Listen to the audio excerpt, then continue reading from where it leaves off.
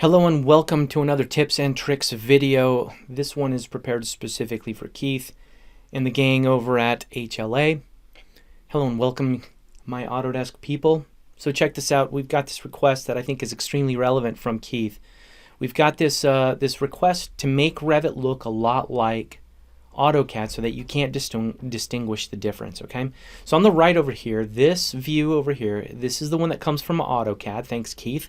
And on the left, we've got a view that comes from Revit. So let's make these look identical, okay? So I'm going to concentrate my time on the structural foundation, on the walls, and try to make this Revit look like this AutoCAD, okay? So step one. Let's start with Revit over here, okay? The first thing I want to do is I've got a Revit, in Revit rather, I have an AutoCAD file that I've brought in and I've XREF'd it in, okay? It's called a link in Revit rather than an XREF in AutoCAD. It is an XREF, but it's called a link in Revit. Let's turn it off. To turn it off, we're going to go to the View ribbon. We're going to be in the View ribbon a lot for this. Let's start by going to Visibility Graphics. Okay, now what we want to do is we want to go to Imported Categories, and then notice here that it says Show Imported Categories in this view. Down below it says Primary Clarifier PS.dwg. So if I just untick this box, hit Apply and hit OK, you'll see that my DWG has disappeared, which is exactly what I want to do. Now in this view, I want to turn off my floors temporarily, okay? Let's go ahead and do that. So in the Visibility Graphics, under Architecture, I can turn off my floors. Essentially what I have here is I've got my walls and no floors, okay? So if I look at this, that's almost identical.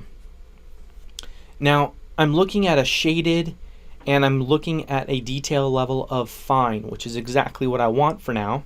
However, I don't want gray in my walls. I want a hatch to appear.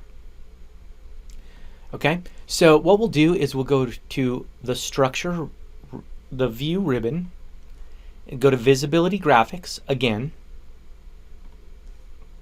Okay, now for walls, I want to ensure that notice I've got a header up here, projection / surface.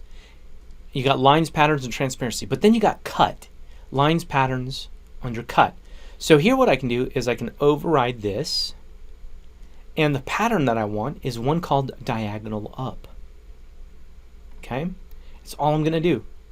It's all I'm going to do. And notice that I've got my walls showing up. Notice I switched to the wireframe as well. I've got my wall showing up with that hatch, okay? So the next order of business is let's get the door, which is here currently. You notice the door is gone, and we want the hatching to appear through where the door threshold lives, okay? Now to get around this, number one, I'm going to turn off the door visibility here. So doors, I want to turn off the doors. I don't want to see the doors. But notice I still don't have my hatching, and that's due to the cut plane. The cut plane where we are extracting our graphics from.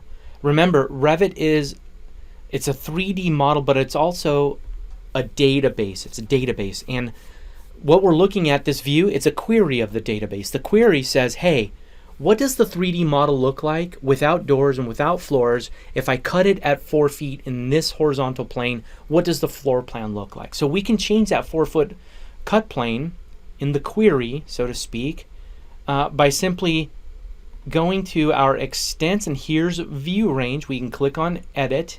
I don't want it to cut at 4 feet. As a matter of fact, I want that to be 9 feet, and I want to extend this down to -2 feet. Okay, so I hit apply and I hit OK, and you can see I've got that in there. Perfect. Okay, so now we have resolved how the walls appear, and no doors and no floors. Excellent. Good.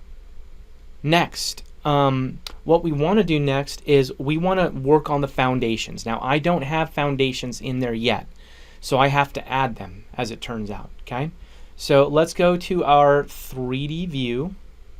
Okay, and I want to select my object here, my floor, and here I can just center up on that floor, and now I can orbit around that center pivot. Okay, so here we've got our floor. Now I want to hide this element, so I'll just simply click hide element. Okay, I want to select the floor here, and I want to hide element. Okay, now what I want to do is I want to make a foundation wall that goes all the way around and including this wall as well. All right, so let's go ahead and do that. That's going to be found under structure.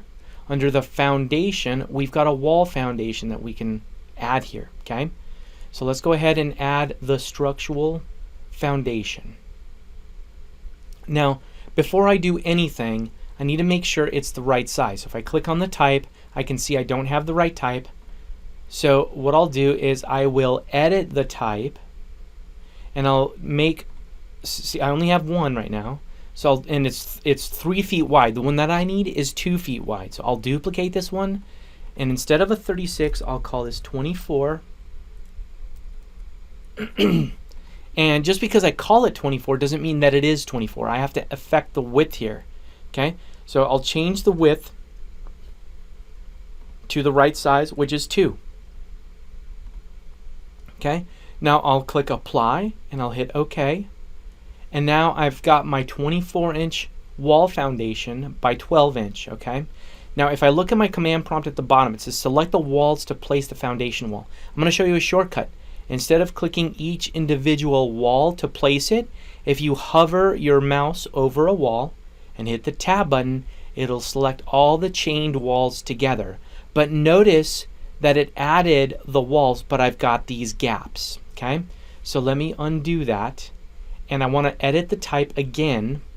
So let's go to 24 by 12, and notice this one here that says do not break at inserts.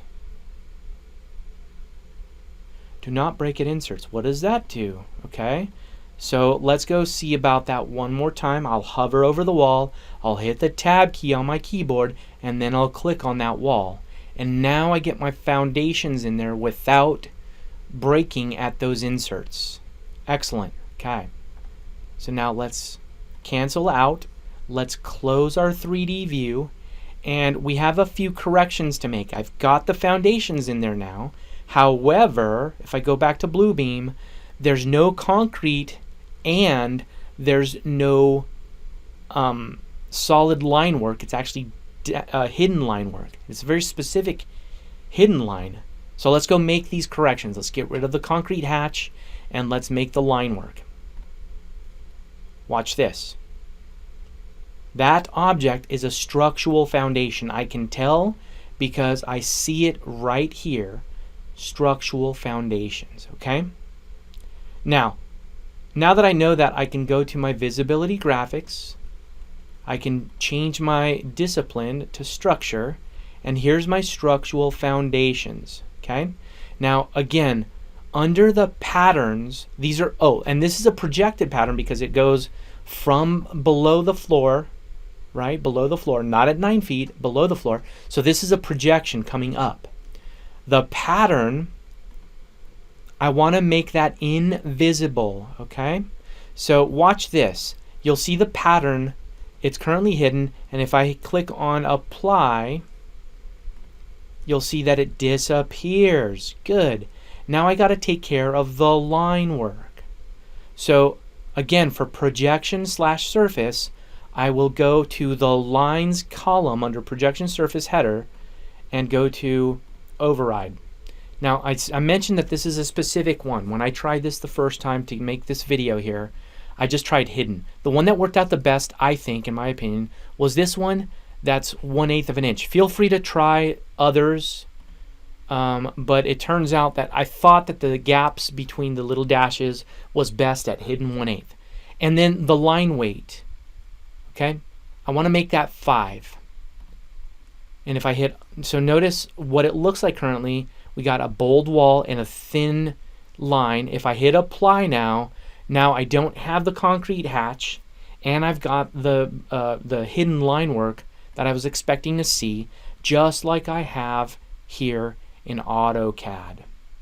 Okay, so that's how we go through and tweak the things that we need to tweak to ensure that we've got the view set up exactly like we have it set up in AutoCAD. Okay, so what I would do then, the final step here, is I would go to my view ribbon. Actually, I would just do it here. So from 1-mech, I would go to create a view template from this view. Okay, and I would call this standard structural view. Okay, or whatever. So now I've got the view template. Okay, and you can see that it applies to floors, structural, and area plans, and it's got all this other stuff. I typically don't do, for example, the view scale. Maybe I don't even do all of these other things, but I will leave the visibility overrides. I will leave that on. Okay.